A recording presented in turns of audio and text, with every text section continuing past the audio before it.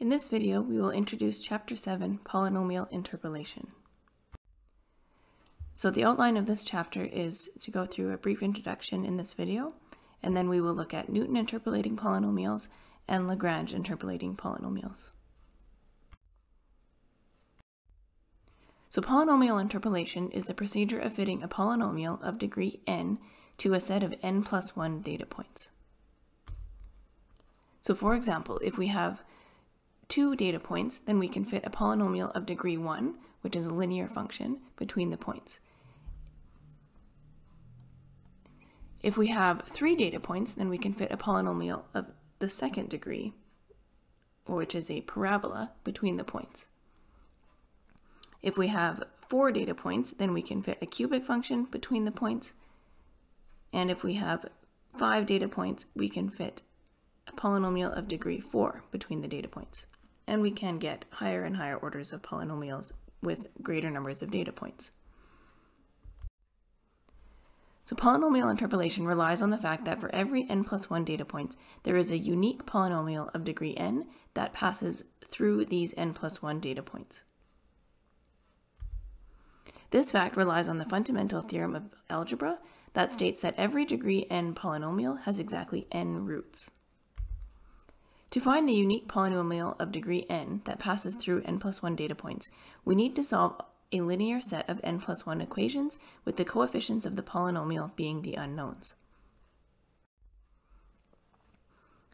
So if we have a data point xi, yi, where I is less than n plus 1, then we have this set of linear equations.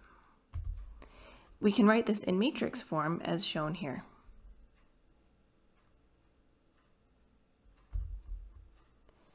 The system can be solved to find the values of the coefficients a0, a1, a2 up to an, which would ensure that the polynomial curve defined as y is equal to a0 plus a1x plus a2x squared up to an x to the power n passes exactly through the n plus 1 data points.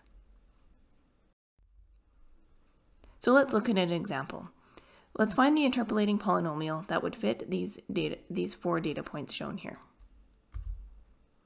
And we can plot the data points on x and y axes.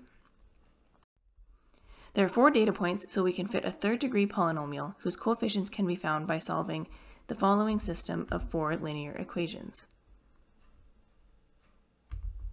Solving this system yields the results shown here.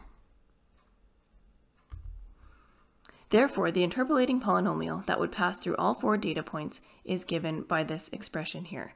Y is equal to 0.625 plus 0.67083x minus 0.425x squared plus 0.22917x cubed. And this is the plot of the interpolating polynomial through those data points. Note, MATLAB has a built-in function called polyfit that can also be used to determine the same result. But polyfit determines the coefficients in the reverse order. So xn is the first one that's displayed in the variable p, and x0 is the last one that is saved in the variable p. Now there are some disadvantages to polynomial interpolation. As the number of data points gets bigger, the linear system of equations tends to become ill-conditioned. So the matrix that needs to be inverted would be composed of both small and very large numbers, which is a situation that is prone to round-off errors. As the number of data points increases, the order of the interpolating polynomial also increases, which leads to large oscillations between the data points. So by construction, the polynomial passes exactly through the data points, but large oscillations lead to errors in the interpolated values between the points. So we can see that with the following example. So consider these 11 data points shown here. We can find the 10th order polynomial that would fit through these data points as shown here.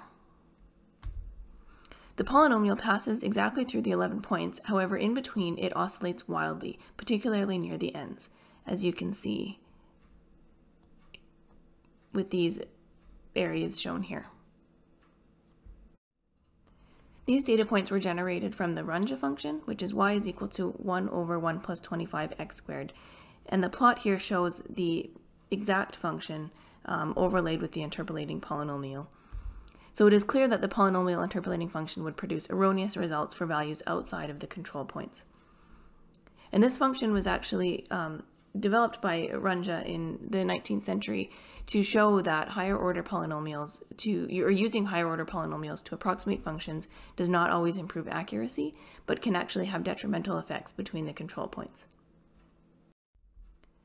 It is possible to use non-equally spaced points to help reduce the oscillation somewhat, as you can see here, where the control points now are concentrated more closely near the ends and then spaced out more along the rest of the function. We actually have reduced the oscillations quite a bit in this example.